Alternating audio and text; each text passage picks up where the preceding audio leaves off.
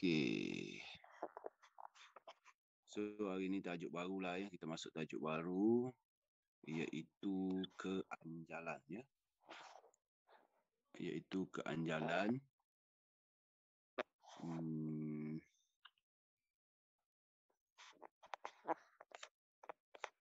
Rizwan boleh record tak Rizwan? Boleh ya? Okey, thank you. Jadi tajuk kita pada hari ini ialah keanjalan, seperti yang saya share dengan kamu tadi, iaitu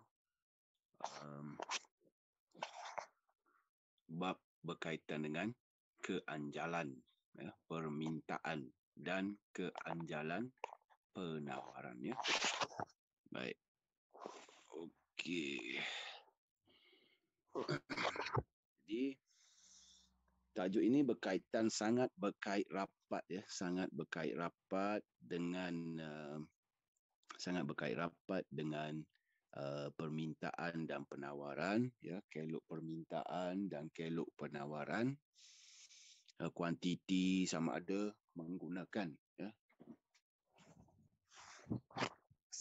menggunakan kaedah jadual ataupun fungsi ya. Jadi tujuan kita belajar tentang keanjalan ini ialah supaya kamu dapat menerangkan keanjalan permintaan harga, keanjalan permintaan silang dan keanjalan permintaan pendapatan. Setiap jenis keanjalan ini mempunyai objektif yang tertentu. Okey, mempunyai objektif yang tertentu. Kenapa kita menghitung keanjalan permintaan harga? Kenapa kita menghitung keanjalan permintaan silang? Begitu juga dengan keanjalan permintaan pendapatan. Ya. Jadi saya sudah share slide. Jadi kalau tak nampak, tolong bagi tahulah ya. Tolong voice lah. Ya. Saya sudah share berkaitan dengan slide kita pada hari ini. Keanjalan permintaan harga dulu kita lihat ya. Dan keanjalan permintaan silang dan pendapatan itu kita hitung untuk menunjukkan hubungan antara dua barang. Ya. Okey, kalau keanjalan permintaan silang ini, tujuan kita kira ialah untuk melihat hubungan. Okey, untuk melihat hubungan antara dua barang. Okey, manakala hubungan dua barang keanjalan silang. Manakala kalau keanjalan permintaan pendapatan kita nak lihat jenis barang. Kita nak lihat jenis barang. Beza hubungan antara dua barang dengan jenis barang. Okey. Keanjalan permintaan silang itu kita nak lihat hubungannya sama ada tiada hubungan, sama ada hubungannya ialah penggenap ataupun hubungannya adalah pengganti. Ya, keanjalan silang hanya ada 3 jenis hubungan. Ya, tiada hubungan, pengganti dan penggenap. 3 sahaja jenis hubungan untuk keanjalan silang. Okey. Manakala untuk keanjalan permintaan pendapatan pula, kita nak lihat jenis barang. Okey. Jenis barang, sama ada barang itu barang biasa ataupun barang normal, ataupun barang mewah, ataupun barang bawahan, ataupun barang mesti. Kan? Ada 4 hubungan. Jenis barang yang akan dapat kita nilai berdasarkan nilai keanjalan permintaan pendapatan. Okey.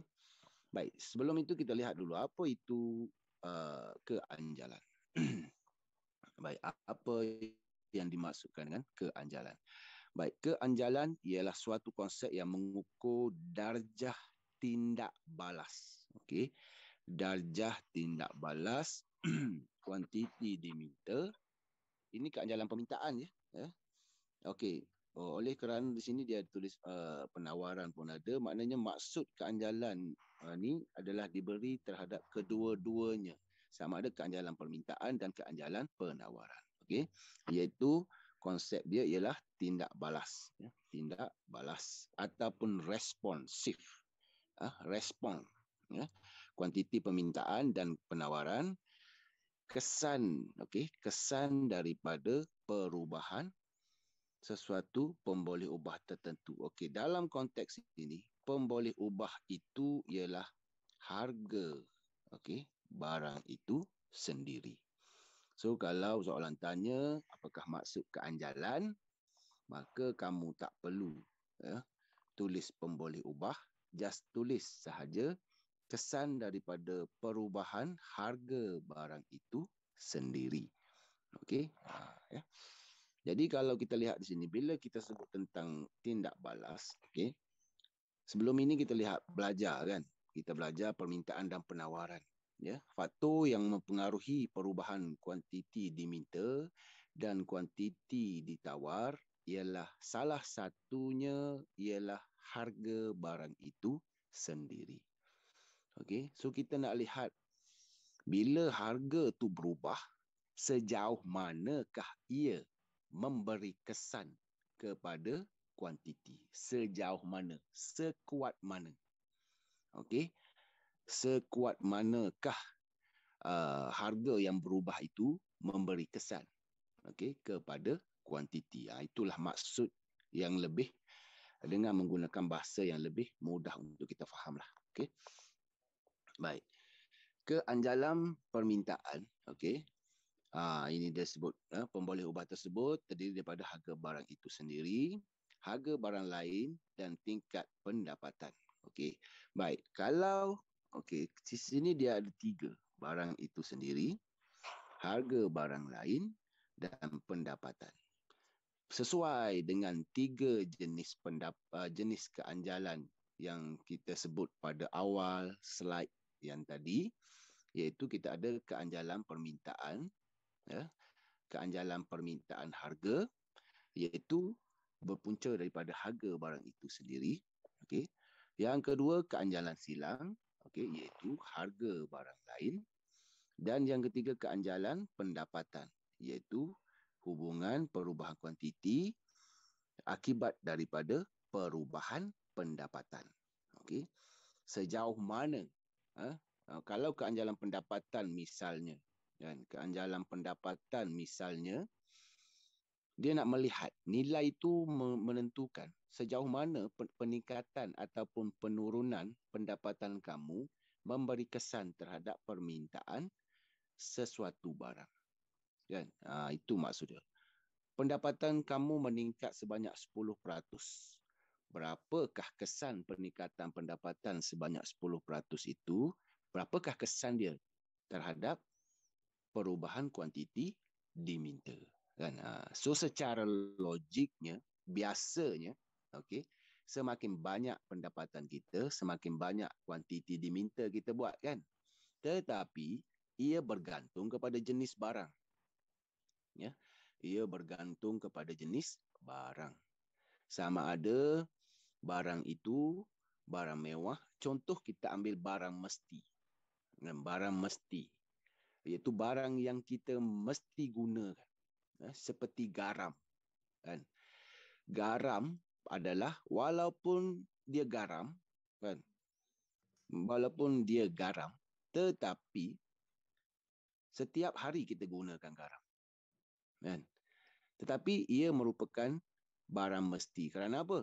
Sebab kalau pendapatan kita naik, kan, kita tidak akan menambah penggunaan garam. Betul atau tidak? Kan? Kita tidak akan menambah penggunaan garam. Begitu juga dengan jika pendapatan kita jatuh. Jika pendapatan kita jatuh, kita tidak akan mengurangkan penggunaan garam. Penggunaan garam kita guna adalah sesuai dengan keperluan kita. Sebab itu garam itu kita panggil barang mesti. Iaitu perubahannya tidak berubah. Permintaannya tidak berubah mengikut pendapatan. Berbeza dengan barang lain, barang biasa ataupun barang normal misalnya. Kan? Barang normal semakin tinggi pendapatan, ya, semakin banyak kuantiti diminta. Semakin kurang pendapatan, semakin kurang kuantiti diminta. Okey. So kita lihat yang pertama ialah keanjalan permintaan, ya. Keanjalan permintaan dulu kita lihat, ya. Keanjalan permintaan silang itu dan keanjalan pendapatan kita lihat kemudian. Yang pertama kita lihat keanjalan permintaan dulu, iaitu disebabkan harga barang itu sendiri, ya. Baik. Keanjalan permintaan ialah ukuran darjah tindak balas kuantiti permintaan akibat ya, akibat tingkat harga, akibat daripada perubahan tingkat harga barang tersebut atau tingkat harga barang lain ataupun tingkat pendapatan pengguna. Kan? Terdapat 3 jenis keanjalan permintaan, iaitu keanjalan permintaan harga yang tadi, ya, yang kita sebut tadi, keanjalan permintaan silang, keanjalan permintaan pendapatan. Baik. Kenapa? Itu adalah simbol-simbolnya. Contohnya ED, kan? ED ini, okey, ED ini ialah keanjalan permintaan. E itu stand for elasticity, okey, elasticity dia panggil. Okey, keanjalan, ya. Dan EXY itu adalah keanjalan permintaan silang. Okey, maksudnya okey, keanjalan perubahan kuantiti barang X akibat perubahan harga barang Y. Okey, itu maksud AXY tu. Kalau awak nak buat hubungan antara barang A dan barang B, kan, awak buat EAB, kan. Tapi biasanya, biasanya sebelum ini saya akan tulis simbol keanjalan silang. Ada setengah buku, ya. Ada setengah buku dia buat keanjalan silang ini simbolnya EC sahaja. EC cross. Okey. Keanjalan silang pun boleh juga. Okey. Manakala keanjalan permintaan pendapatan ialah EY. Y itu ialah pendapatan, ya. It stand for yield, kan? Yield. Okey. Baik. Jadi boleh faham, ya, setakat ni? Okey, itu adalah keanjalan. Jenis-jenis keanjalan dan simbol-simbol ataupun singkatan yang akan kita gunakan. Okey, singkatan yang akan kita gunakan. Baik. Baik, ukuran, ya, ukuran keanjalan okey, pertama keanjalan permintaan harga, ukuran darjah tindak balas perubahan kuantiti diminta sesuatu barang, kesan perubahan harga barang tersebut. Ya. Ini beza dia. Beza dia yang ujung tu. Ya. Kalau permintaan silang, beza dia tingkat harga barang lain. Kan? Barang lain. Ya, tapi kalau keanjalan permintaan harga, barang tersebut. Itu harga barang itu sendiri. Ya. Kalau permintaan silang, harga barang lain. Yang atas sama. Ya. Keanjalan permintaan harga dapat diukur dengan pendekatan keanjalan lengkuk, titik. Okey, yang ini titik kita dah tidak ada dalam silibus. Okey. Lengkuk pun sama, kita guna konsep yang biasa. Okey. Baik, keanjalan lengkuk. Keanjalan lengkuk mengukur keanjalan di antara dua jarak atau titik pada kelok permintaan yang sama. Yang ini kita akan belajar. Okey.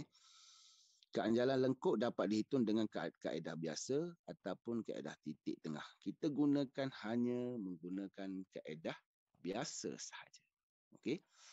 Baik, kaedah biasa. Apabila harga rambutan naik daripada 2 kepada 4, contoh, ini contoh, maka kuantiti diminta turun daripada 50 kepada 40 kilogram. Berapakah nilai keanjalan permintaan harga? Okey. Jadi, kalaulah kita pindahkan maklumat ini, okey, kalaulah kita pindahkan maklumat ini ke dalam ke dalam jadual. Kan? Contoh kita dapat jadual yang macam ni. Ini harga, ini kuantiti. Rambutan lah. Okey, rambutan. Harga naik. Ya. Harga 2, ini harga 4. Lepas tu pada harga 2, kuantiti diminta berapa? 50. Kan? Dan pada harga 4, kuantiti diminta ialah 40 kg. Kan? Jadi oleh kerana harga naik, okey, oleh kerana harga naik, jadi 2 itu ialah harga asal, manakala 4 ialah harga baru. Okey. Jadi secara automatiknya 50 itu ialah kuantiti asal dan 40 itu kuantiti yang baru. Okey, kuantiti yang baru. Okey. Baik. Macam mana kita daripada jadual ini? Okey, daripada jadual ini kita boleh hitunglah keanjalan permintaan harga bagi rambutan. Okey, contoh ini diberi ialah rambutan. Okey, semalam saya ada satu contoh penghitungan formula dia. Kan? Okey, di sini dia tunjuk formula yang ini semalam saya tunjuk semalam. Okey, peratus perubahan kuantiti diminta rambutan bahagi dengan peratus perubahan harga rambutan. Baik, kenapa ini kita boleh permudahkan fungsi tersebut sebenarnya? Okey, macam ni. Okey, sekejap ya. Saya tunjukkan satu contoh.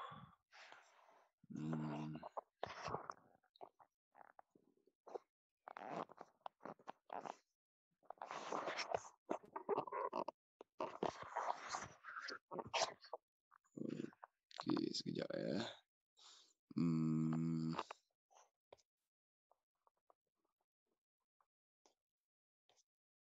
Okey. Baik, tengok sini ya. Baik, keanjalan silang ya. Keanjalan silang. Keanjalan permintaan harga ya. Keanjalan permintaan. Fungsi dia ya. Kalau kita lihat di sini seperti contoh tadi, ED sama dengan peratus perubahan kuantiti rambutan bahagi dengan peratus perubahan harga rambutan. Okey. Peratus perubahan harga rambutan. Kan? Jadi kalau kita permudahkan lagi, ia adalah sama dengan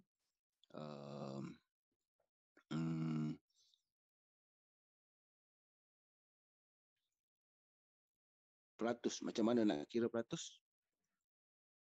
Okey, peratusnya kejap ya. Okey.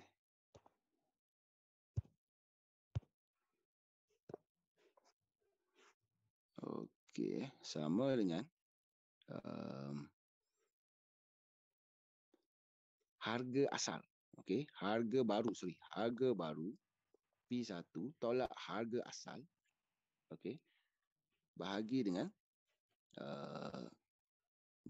dengan harga asal darab 100. Okey. Ini adalah peratus perubahan harga.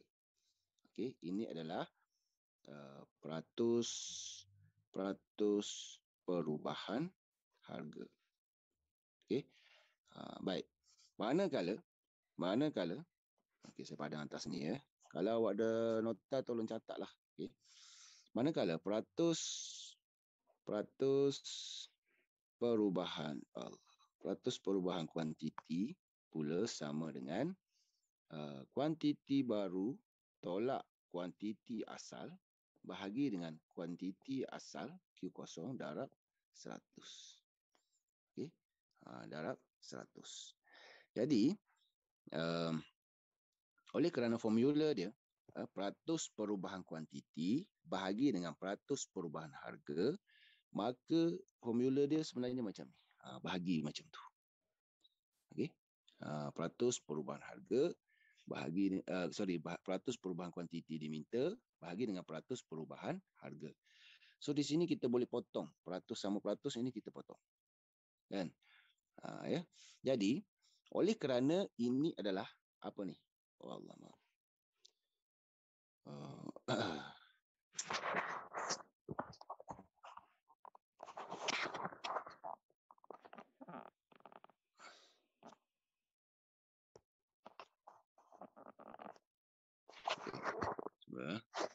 Oleh kerana ini adalah bahagi. Okey, ini kerana oleh kerana ini adalah bahagi, kan? Garisan ini adalah bahagi. So kita boleh permudahkan. Peratus ini kita dah potong ya, 100 ini kita sudah potong. Okey, saya padam. Awak ingat balik. Okey. Baik, so oleh kerana peratus tadi kita dah potong, kita akan dapat sama dengan Q1 tolak Q0, okey, bahagi Q0. Okey.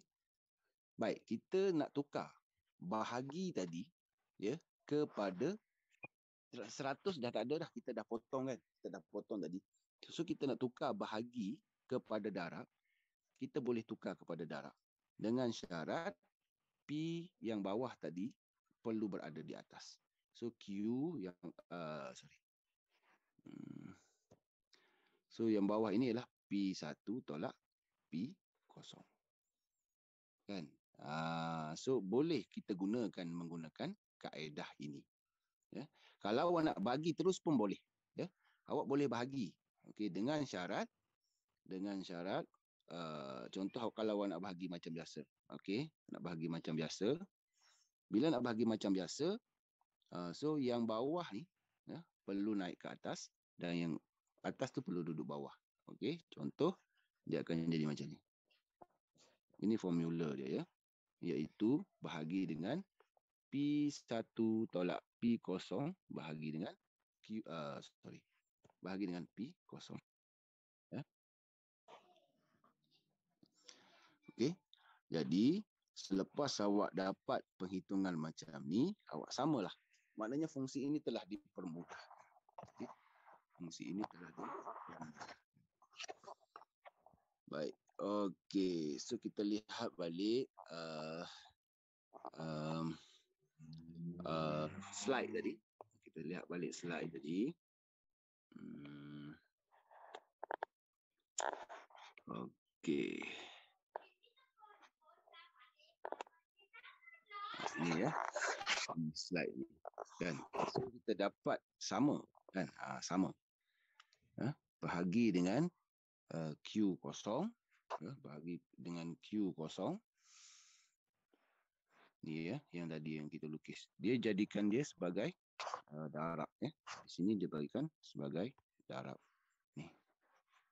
Okey, sama dengan tadilah, dengan saya tunjuk contoh tadi. Ya, dia permudahkan fungsi ini. Ya. Jadi berdasarkan jadual contoh rambutan tadi, berdasarkan contoh rambutan tadi, kita boleh hitunglah. Kita boleh hitung, kita gantikan QD1 itu ialah kuantiti rambutan yang baru. Kan? Kuantiti rambutan yang baru, iaitu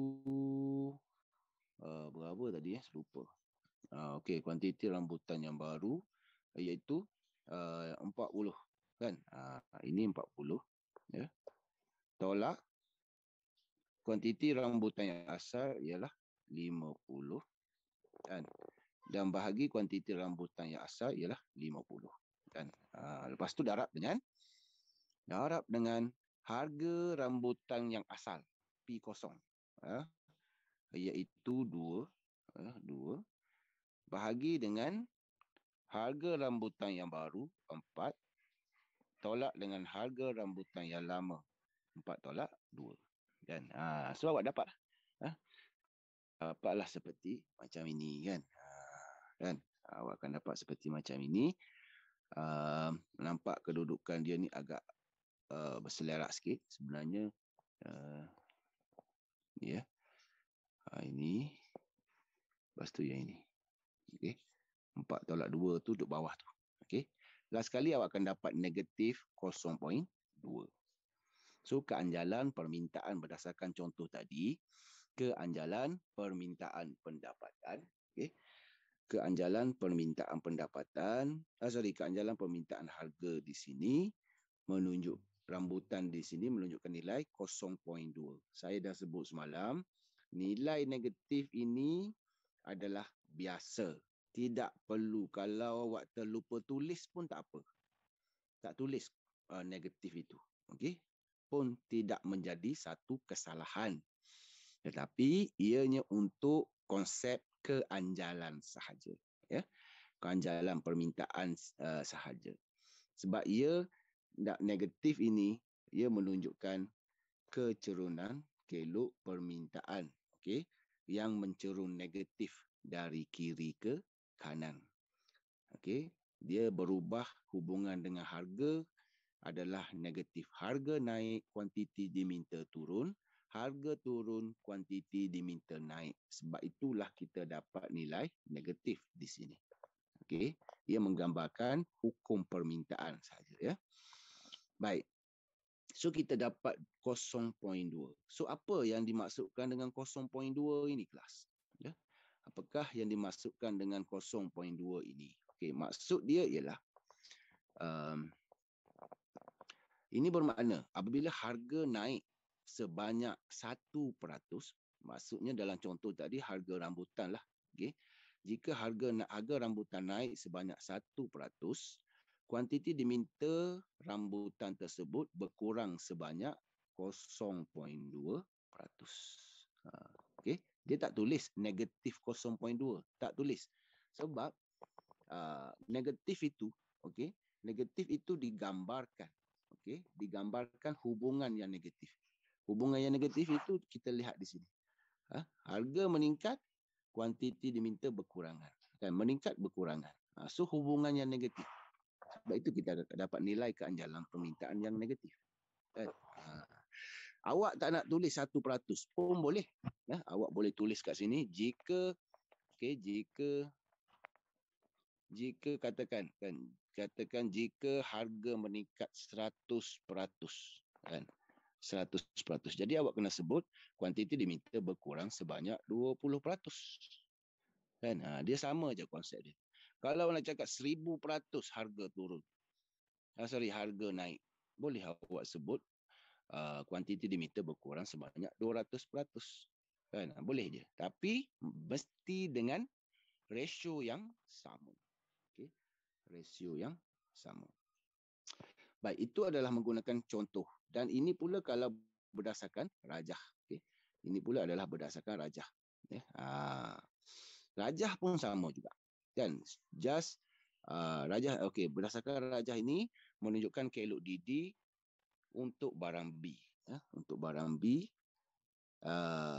hitung keanjalan permintaan harga jika harga barang X naik. Yang ini penting, maklumat ini penting sebenarnya. Sebab apa? Penting. Sebab daripada maklumat inilah kita boleh tentukan mana satu harga baru, mana satu harga asal, mana satu kuantiti baru, mana satu kuantiti asal. Ini maklumat yang sangat penting. Ya, supaya kita boleh susun di dalam formula dengan betul.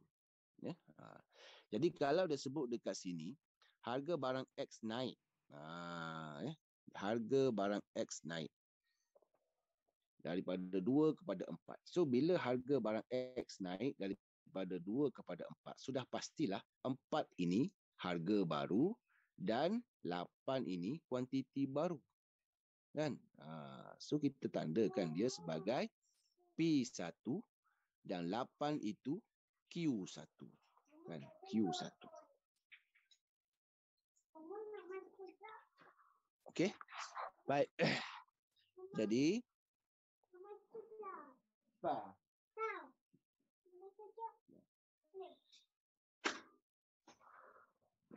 baik. Okey, faham ya kelas? Ini so awak boleh keluarkan maklumat ini dalam bentuk jadual macam tadi, kan? Boleh keluarkan maklumat ini dalam bentuk jadual macam tadi, kan? Harga meningkat, okey, 2, 4, kan? 2, 4. Dan ini P, kan? Harga ini kuantiti, kan. Jadi harga 2 kuantitinya ialah 10.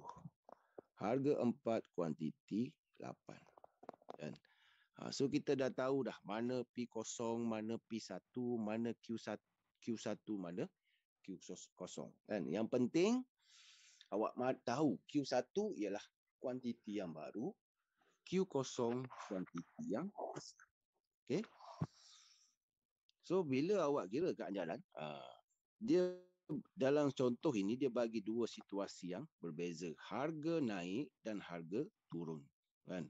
Yang pertama harga naik, kan, yang lepas tu harga turun. Dua. Jadi berdasarkan contoh ini, lepas pengiraan didapati, lepas pengiraan harga naik, yang ini keanjalan dia, ya.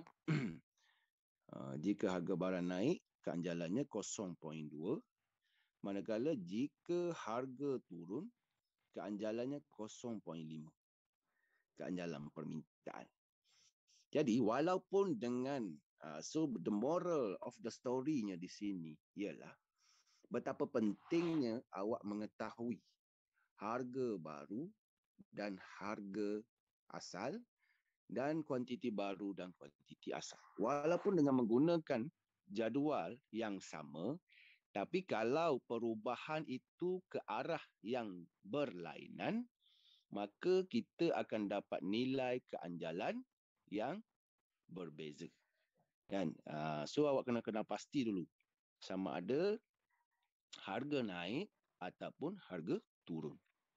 So kalau dalam contoh ini, harga naik daripada 2 ke 4, yang ini harga turun dari 4 ke 2, sama je, cuma arah saja yang berbeza, tapi kita dapat nilai keanjalan yang berbeza. Okey. So daripada contoh di atas dapat disimpulkan bahawa perkali keanjalan permintaan harga adalah berbeza walaupun harga berubah dalam range yang sama, kan, dalam julat yang sama, kan.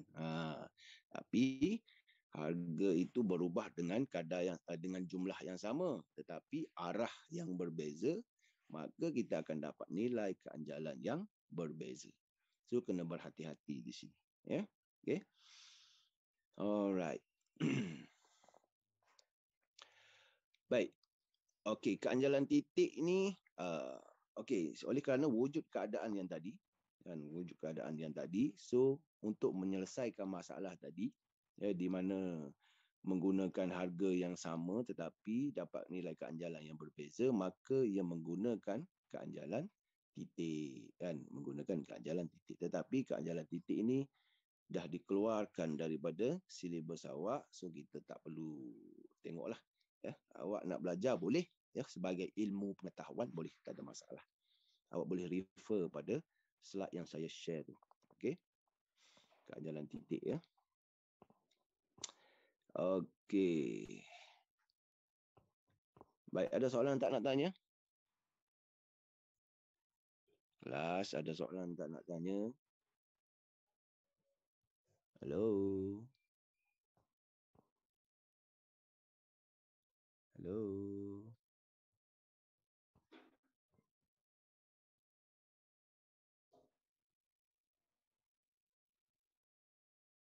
Hello.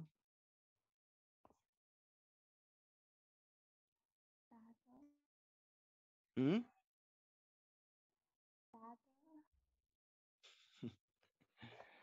Kamu ni, tak spotting langsung, biarkan saya bercakap seorang-seorang. Saya tanya macam tu pun tak boleh nak respon, ya. Terima kasih kepada yang respon tadi. Baik. Okey, so kita dah tahu cara mengira keanjalan permintaan harga tadi.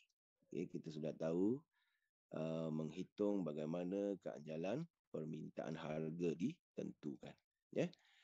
Jadi saya rasa buat masa ini kita ada itu saja untuk kita belajar itu saja, iaitu keanjalan permintaan harga.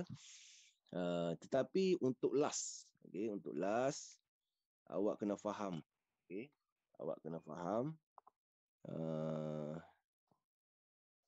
faham bahawa terdapat beberapa jenis keanjalan. Terdapat beberapa jenis keanjalan. Yang ni awak tolong review nanti sebelum kita masuk. Dan secara ringkasnya, saya bagi dengan mengabaikan nilai negatif, anjal ini maksudnya nilai keanjalan lebih dari 1 anjal. Nilai keanjalan maksudnya nilai ED-nya, lebih dari 1. Contohnya 1.1, 1.2, 1.3 kan. Tidak anjal pula ialah kurang dari 1. ED-nya kurang dari 1. Kalau anjal 1 pula, ED-nya sama dengan 1. Ya. Tidak anjal, tidak anjal, ini tidak anjal sempurna sebenarnya ni, tidak anjal sempurna. Tidak anjal sempurna. Kalau tidak anjal sempurna, ED-nya kosong. Dan kalau tidak kalau anjal sempurna ni, sebenarnya. Kalau anjal sempurna, ED-nya sama dengan infinity. Infinity. Itu kalau anjal sempurna. Ini secara ringkas. So, ini adalah kelas yang terakhir. So, dalam cuti ni saya akan bagi sedikit kerja. Tetapi kerja itu bukanlah kerja yang banyak, tapi secara berterusan lah. Sehari satu. Macam tu saja. Tolong respon lah. Tolong respon. Saya akan bagi soalan yang mudah saja. Satu soalan saja untuk dijawab secara segera. Itu saja. Okey. Ada soalan nak tanya tak, kelas? Ada, boleh cikgu. ada ya? Tak ada, cikgu. Boleh rujuk. Awak cikgu. boleh rujuk. Ya. Cikgu. Cikgu. Ha? Yang Ya. anjal sempurna tu yang anjal sempurna ED sama dengan Infinity. infinity. Okey. Infinity 8 terbalik ni kan? Infinity. Okey, so terima kasih kerana menghadiri kelas pada hari ini. So saya harap cuti ni awak tidak betul-betul cuti lah ya. Walaupun cuti 2-3 hari, tolong study lah. Tolong study. Jangan terlalu syok sangat bercuti. Tak payahlah pergi melancong. Duduk rumah je.